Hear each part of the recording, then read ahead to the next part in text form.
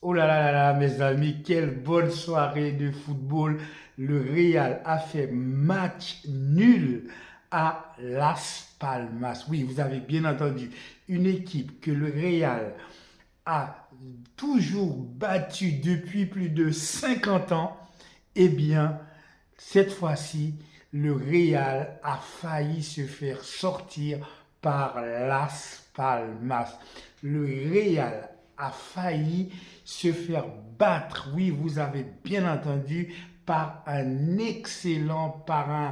une équipe de Las Palmas décomplexée. C'est quelque chose de très étonnant. Je vous rappelle, dans l'équipe de Real Madrid, vous avez des joueurs comme Rudiger, comme Cavaral, même s'il est rentré en deuxième mi-temps. Vous avez des joueurs comme Kylian Mbappé, Vinicius, Rodrigo également qui est rentré, le petit Hendrick aussi qui est rentré, Valverde et j'en passe et des meilleurs. Et malgré tout ce monde, le Real Madrid n'a pas réussi à sortir son épingle du jeu face à cette fabuleuse équipe de Las Palmas. Nous allons parler ça tout de suite, mes amis, comme d'habitude, après ceci. Salut à tous, bienvenue dans cette nouvelle vidéo pour parler du match qui s'est déroulé entre Real Madrid et Las Palmas sur le terrain de Las Palmas. Cette fois-ci, mesdames, mesdemoiselles et messieurs, Ancelotti n'était pas du tout content. Il a mangé chewing-gum sur chewing-gum. On voit très bien que les choses ne sont pas déroulées comme prévu. On voyait bien que les choses ne sont pas passées comme ça aurait dû l'être, mes amis. Le Real Madrid va se faire freeze par un but exceptionnel de Moléo dès la 4e ou la 5e minute de jeu. Et à partir de là, le Real Madrid va complètement s'éteindre. C'est le cas de le dire. Je n'ai jamais vu une équipe de Real Madrid aussi lent. Aucun pressing, aucun contre-pressing, aucun appel, rien. On aurait dit que les joueurs n'étaient pas sur le terrain, on aurait dit que les joueurs étaient sous, on aurait dit que les joueurs étaient drogués, on aurait dit que les joueurs étaient endormis. Je n'ai jamais vu une équipe aussi lente, une équipe avec autant de lenteur lorsqu'on quand même on parle du Real Madrid. Je vous rappelle quand même, le Real Madrid possède l'attaque la plus rapide de la Liga, avec sur le côté gauche un Vinicius, Kylian Mbappé, et sur le flanc droit, cette fois-ci, c'était pas Rodrigo, même s'il est rentré après, c'était Brahim Diaz qui avait remplacé Rodrigo après ce match exceptionnel, cette rentrée exceptionnelle qu'il a faite lors du match précédent. Cette fois-ci, Brahim Diaz ne s'est pas sorti son épingle du jeu. Et le match de Kylian Mbappé, mes amis, plus les jours passent, plus les semaines passent, plus les matchs passent, on se rend compte que Kylian Mbappé, pour moi, ne sera jamais un très grand numéro 9. Kylian Mbappé, bien sûr, va marquer des buts. Kylian Mbappé va bien sûr progresser, mais il ne sera jamais un Luis Suarez. Il ne sera jamais un David Villa. Il ne sera jamais, jamais, jamais un Thierry Henry et j'en passe et des meilleurs. Non, Kylian Mbappé est un bon joueur, c'est un joueur dans la profondeur, c'est un joueur qui a besoin de l'espace devant lui pour évoluer et lorsque Kylian Mbappé est dos au jeu, eh bien Kylian Mbappé est inexistant, il n'est pas capable de faire la différence lorsqu'il est dos au jeu, il n'a pas les capacités pour pouvoir jouer dos au but. Il lui faut de la profondeur. Or, on voit bien que Kylian Mbappé de temps en temps va essayer d'aller sur le terrain de Vinicius sur son côté gauche et parfois va permuter avec Brahim Diaz pour essayer de toucher quelques ballons. Bien entendu, Kylian Mbappé a fait quelques actions, notamment un tir puissant et qui, notamment un tir puissant qui aurait pu lui permettre de marquer son premier but, mais malheureusement, Silicen était sur la trajectoire et Silicen a gagné son duel face à Kylian Mbappé. Et à chaque fois que Kylian Mbappé a essayé, en tout cas, soit par le dézonnement, en essayant de descendre plus bas pour essayer de toucher plus de balles, et bien à chaque fois, soit il perd la balle, soit il tire à côté, ou soit Silicen attrape la balle de Kylian Mbappé. Donc on voit que Kylian Mbappé pour l'instant n'est pas dans de très bonnes conditions, à la fois tactique, à la fois technique et à la fois psychologique pour pouvoir marquer son premier but. On voit que Kylian Mbappé est frustré de par sa condition de jeu.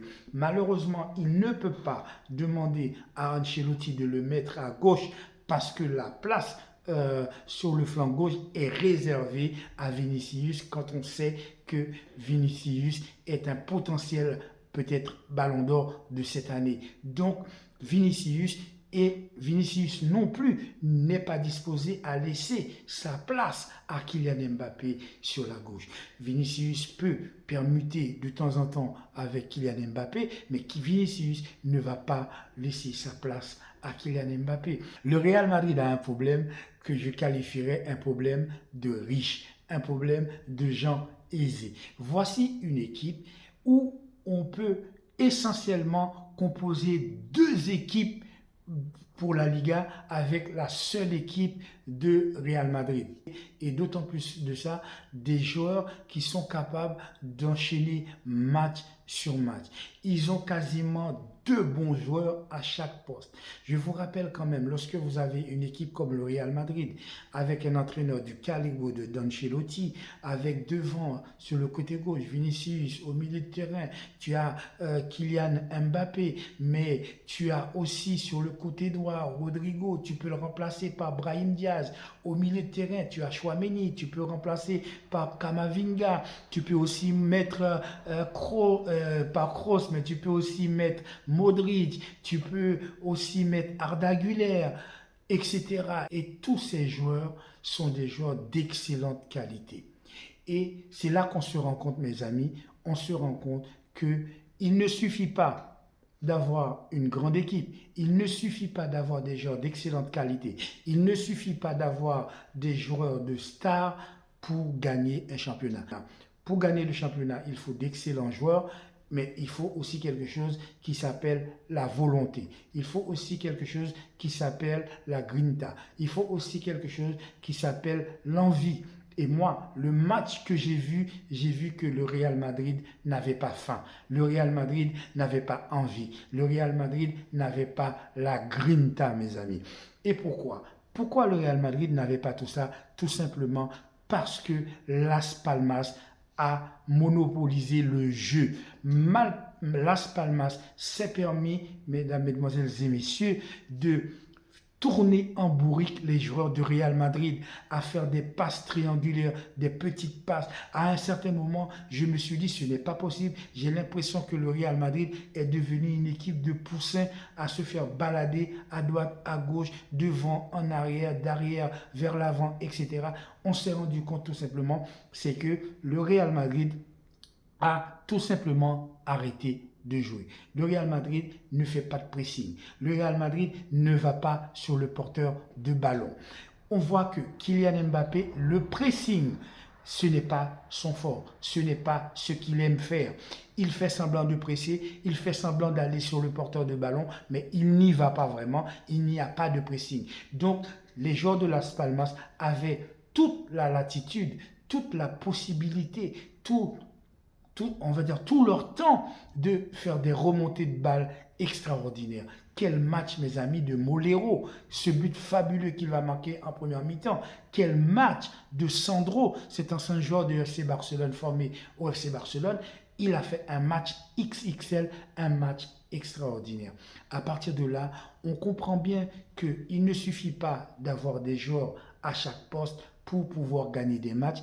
Je ne sais pas ce à quoi attendait Kylian Mbappé lorsqu'il venait jouer à la Liga, il pensait peut-être que c'était comme Ligue 1 de jouer contre des équipes à qui on va mettre 4-0, 5-0, 6-0. Non, la Liga, ce n'est pas ça. La Liga, les petites équipes peuvent gagner les grandes équipes et de très souvent. Les petites équipes peuvent faire déjouer les grandes équipes et souvent et même de très souvent. D'ailleurs, on voit bien que Barcelone, même si Barcelone a gagné contre Rayo Vallecano, Barcelone a quand même eu un peu de mal.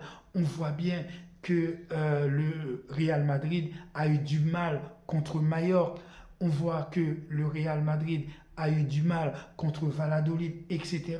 Effectivement, les équipes, les petites équipes de la Liga sont très coriaces, sont très difficiles à jouer, sont très difficiles à manœuvrer. En tout cas, chapeau à Las Palmas pour ce match. À aucun moment, ils ont mis un but. D'ailleurs, dès la 70e minute de jeu, ils étaient complètement cramés. Le barbu, il était complètement rouge, surtout qu'il est roux, donc il était complètement rouge de fatigue. Donc on voit bien que Las Palmas aurait dû faire des changements. D'ailleurs, je n'ai pas compris pourquoi l'entraîneur a attendu aussi longtemps pour faire l'ensemble de ces changements. À un certain moment, les mecs avaient des crampes sur le terrain. Le numéro 16 de l'équipe de Las Palmas, le barbu, était complètement rincé. Il avait tellement donné sur le terrain, il n'en pouvait plus. Sandro n'en pouvait plus. Et quasiment tous les joueurs de Las Palmas étaient rincés. Arrivé à ce stade-là, à la 70e minute de jeu, je me suis dit que le Real Madrid va appuyer sur l'accélérateur et va marquer le deuxième but et même voir le troisième but. Eh bien non, ils ont continué, même s'il y a eu quelques actions venant essentiellement de Vinicius et de Kylian Mbappé, on sentait quand même que le Real Madrid ne savait plus un petit peu quoi faire. La rentrée de Rodrigo et la rentrée d'Arda Güler va redynamiser cette équipe du Real Madrid, va donner plus de force, plus de vitesse dans le jeu, et notamment Rodrigo qui va apporter toute sa classe dans l'équipe de Real Madrid, mais malgré cela, le score va rester un partout et le Real Madrid ne pourra pas encaisser les 3 points, va encore perdre 2 points. Le Real Madrid est actuellement 4 points de moins que le FC Barcelone, mais ne nous crions pas victoire très vite, mesdames et messieurs, parce que nous savons très bien que le Real Madrid, c'est une équipe souvent qui commence des fois pas très bien, mais qui monte crescendo. Je vous rappelle que l'année dernière où on n'a rien gagné, le Real Madrid avait des points de retard et avait réussi à engranger victoire sur victoire pour finalement gagner à la fois la Liga et la Ligue des Champions. Donc on sait que le Real Madrid, c'est une équipe qui souvent un peu diesel, mais qui va monter forcément en gamme. C'est là que le FC Barcelone doit profiter pour engranger le maximum de points, de manière à distancer, à mettre de la distance avec le Real Madrid. Et c'est seulement de cette façon-là que nous pourrons rester en tête de la Liga et peut-être gagner la Liga. Voilà les gars. C'est tout pour aujourd'hui. N'oubliez pas de commenter, de liker et appuyer sur la petite flèche de notification pour avoir l'ensemble de mes vidéos. Je vous souhaite de passer une agréable journée. Prenez soin de votre famille, surtout de tous ceux que vous aimez, parce que la vie est courte, mes amis. Je vous dis à très bientôt pour une prochaine vidéo sur le Carré Foot. Ciao.